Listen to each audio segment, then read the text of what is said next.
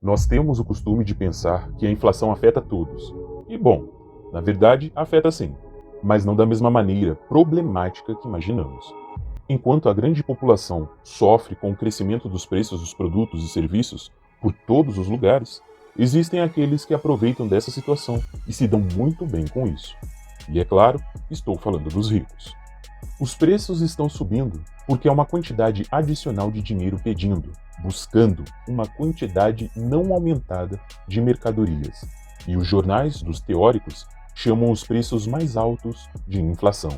Mas a inflação não são os preços mais altos. A inflação é um novo dinheiro injetado no mercado. E o novo dinheiro que inflaciona os preços. Durante décadas, os bancos centrais têm inundado a economia mundial com dinheiro novo. Argumenta-se que essa abordagem denomina inflação monetária. É crucial para estimular o crescimento econômico e manter os níveis de desempregos baixos. No entanto, essa justificativa, bem como muitas outras oferecidas por políticos e burocratas para suas ações, é apenas mais uma das mentiras contadas para manipular a população. Uma expansão acelerada da oferta de dinheiro é economicamente prejudicial, empobrece as classes mais baixas e médias, amplia a desigualdade de riqueza, proporciona o crescimento perigoso do poder estatal e, invariavelmente, nos prepara para uma grande crise econômica, ou seja, tudo que o governante fala que quer combater através da impressão de dinheiro, ele acaba causando, pois os governos usam a criação do dinheiro para aumentar sua própria riqueza e a dos seus associados.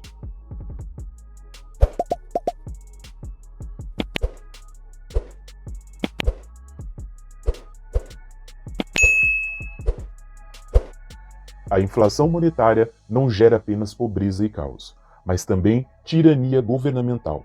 Poucas políticas são tão calculadas para destruir a base existente de uma sociedade livre quanto a desvalorização de sua moeda. E poucas ferramentas, se é que existem, são mais importantes para o defensor da liberdade do que um sólido sistema monetário. Dinheiro é um meio de troca, dinheiro não é riqueza. Embora o dinheiro possa ser usado para medir a riqueza, notas de papel e números extras em contas bancárias não são em si riqueza.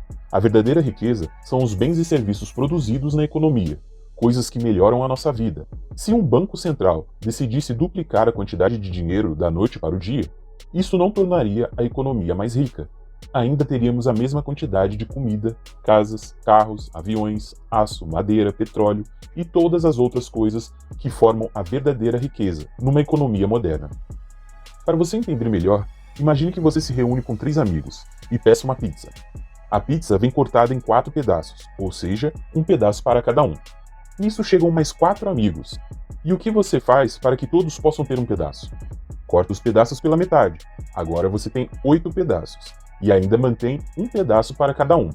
Mas todos vão comer menos, pois mesmo que você tenha mais pedaços, a quantidade de pizza não aumentou. Analogicamente, injetar dinheiro na economia sem aumentar a produção faz com que cada unidade de dinheiro valha menos, assim como cada pedaço de pizza no exemplo citado.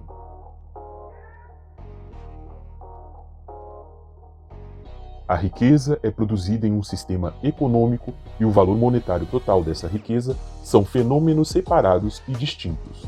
Um pode aumentar sem o outro. Apesar de muitos governantes não falarem que a impressão de dinheiro é boa para a população, a verdade é que a impressão do dinheiro não gera riqueza, mas sim redistribui riqueza. Deixe-me explicar. Enquanto o dinheiro é criado, ele não entra na economia de forma uniforme, com cada membro da sociedade recebendo uma quantia igual de novos reais, dólares, libras ou euros. Em vez disso, o dinheiro recém-criado entra na economia por meio de canais específicos, na forma de empréstimos, títulos públicos ou compras de ativos pelo Banco Central. O beneficiário do novo dinheiro pode ser um governo, uma empresa ou um indivíduo específico, mas quem quer que seja vai experimentar um ganho não merecido. Com o dinheiro recém-criado, eles podem comprar mais bens ou serviços ou fazer investimento em maior escala do que aqueles que terão acesso a esse dinheiro no futuro.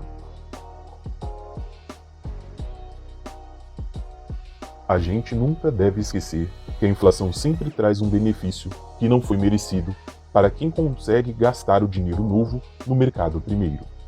E, ao mesmo tempo, isso causa perda para as outras pessoas que fazem parte do sistema econômico. Em outras palavras, o primeiro dinheiro a entrar na economia é o dinheiro mais barato. A injeção de dinheiro novo na economia pelos seus beneficiários resulta no empobrecimento relativo do restante da sociedade.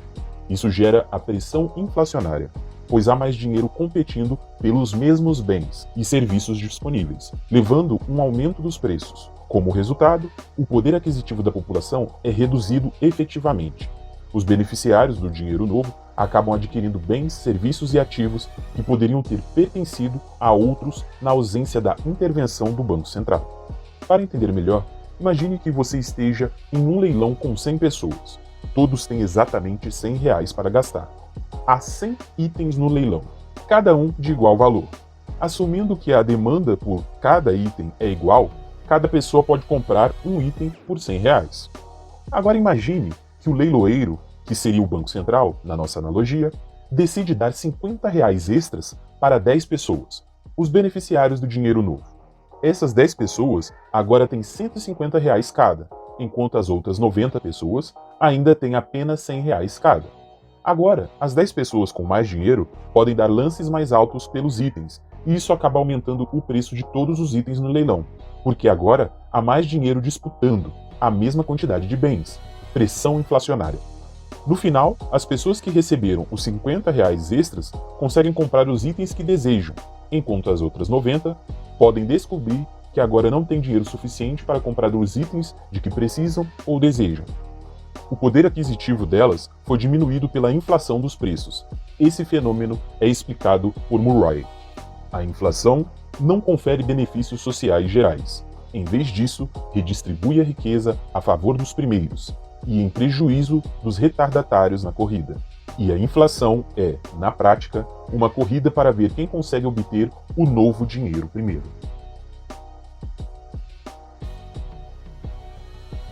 Como grande parte dessa redistribuição de riqueza favorece o governo, essa política de criação de dinheiro pelo Banco Central pode ser considerada uma forma de tributação oculta.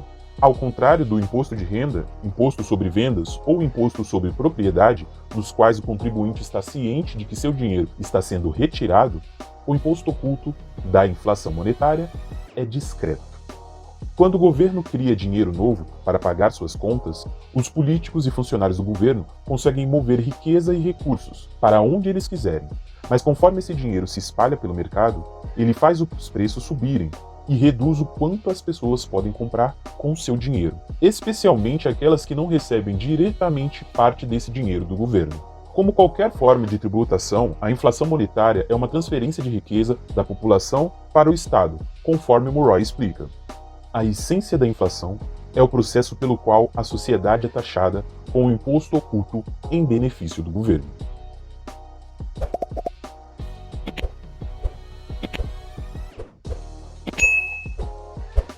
Quando os governos usam a inflação, criando dinheiro novo para pagar suas contas, eles conseguem aumentar seus poderes além do que seria possível se eles dependessem só de cobrar impostos de maneira tradicional. E eles precisam usar da inflação, pois a maioria das pessoas não aceitaria de bom grado pagar os impostos altíssimos que seriam necessários para financiar os governos de hoje. E só fazem isso porque parte do imposto está escondida, disfarçado como o dinheiro que compra menos. Se os governos fossem diretos e cobrassem os impostos diretamente das pessoas, a maioria perceberia que está perdendo dinheiro e rapidamente pararia de apoiar os políticos que estão fazendo elas ficarem mais pobres. No entanto, como esclarece Robert Murphy em Compreendendo a Mecânica do Dinheiro, a alegação de que a inflação monetária é necessária para lidar com crises, na verdade, ocultam uma dura realidade. Em suas palavras, isso significa apenas que os cidadãos dos países envolvidos não teriam tolerado os enormes aumentos na tributação explícita. A perda do poder de compra das pessoas, escondida no aumento dos preços, é frequentemente atribuída a especuladores, inimigos políticos e outros culpados, e nunca à má gestão financeira do governo. Assim, para cobrir gastos extras, o governo usa inflação como um imposto disfarçado. Robert Murphy, ainda em Compreendendo a Mecânica do Dinheiro, argumenta que a natureza fraudulenta da inflação monetária não termina aqui, pois também alimenta a desigualdade financeira. E agora a coisa fica interessante. pois muitas vezes a argumentação para a impressão de dinheiro é justamente a diminuição da desigualdade. Papo furado. Os mais beneficiados pela criação do dinheiro, depois dos políticos e burocratas, são exatamente a classe alta. Mas antes de reconhecer esse processo, precisamos reconhecer que um dos principais mecanismos pelos quais os bancos centrais aumentam a quantidade de dinheiro novo em circulação é através da diminuição da taxa de juros, de maneira forçada. No Brasil, a taxa de juros é conhecida como Selic, e de maneira bem simples, a taxa de juros, ou a taxa Selic, é o preço do dinheiro. As baixas taxas de juros incentivam as pessoas a pegar o dinheiro recém-criado por meio do sistema bancário, pois com as taxas baixas, o dinheiro está mais barato. E quem são as pessoas mais capazes de tomar este crédito barato? Justamente aqueles da classe alta, pois eles possuem mais ativos que podem atuar como garantia para um empréstimo. Por mais que o dinheiro esteja barato, o banco vai preferir emprestar para alguém que dá uma casa como garantia de pagamento do que para um desempregado sem bens de garantia. E o que os ricos fazem com esse dinheiro barato? Compram mais roupas e movimentam uma economia? Bom, alguns. Mas os que realmente entendem do jogo vão usar esse dinheiro para comprar casas, ações, obras de artes, carros antigos, metais valiosos, ou seja, investimentos. E quando muita gente quer comprar essas coisas, os preços sobem. E quem já tem esses bens fica mais rico. Mas calma, que tem mais. Além de permitir que os políticos, burocratas e classe alta se apropriem da riqueza do restante da população, há mais uma razão pelo qual a inflação monetária é economicamente destrutiva.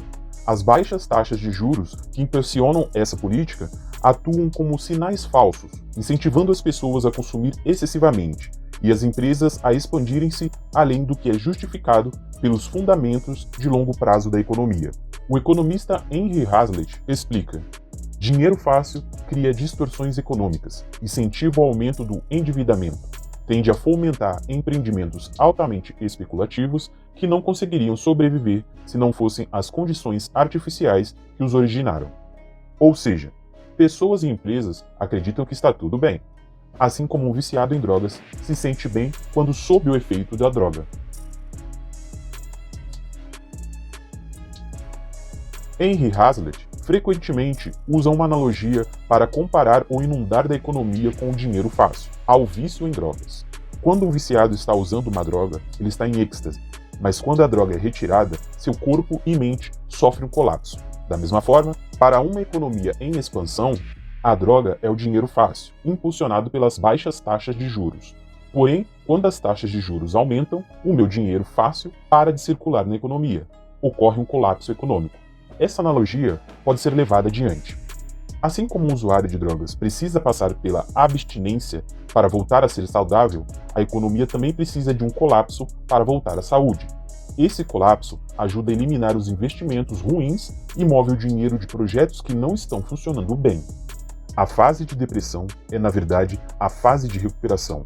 A maioria das pessoas ficaria feliz em manter o período de expansão onde os ganhos inflacionários são visíveis e as perdas escondidas e obscurecidas. As fases que as pessoas reclamam são a crise e a depressão, mas as últimas fases, é preciso ficar claro, não causam problemas.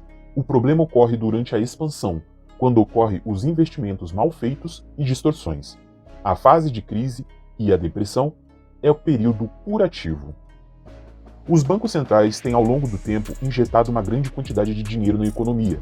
Isso ajudou a crescer o governo, tornou a classe alta mais rica e causou um aumento nos preços de ativos como ações e imóveis. No entanto, também tornou a vida mais difícil para a classe média e os mais pobres, levando um aumento no custo de vida. Para tentar controlar esse aumento de preços, os bancos centrais estão aumentando as taxas de juros e tornando o crédito mais restritivo.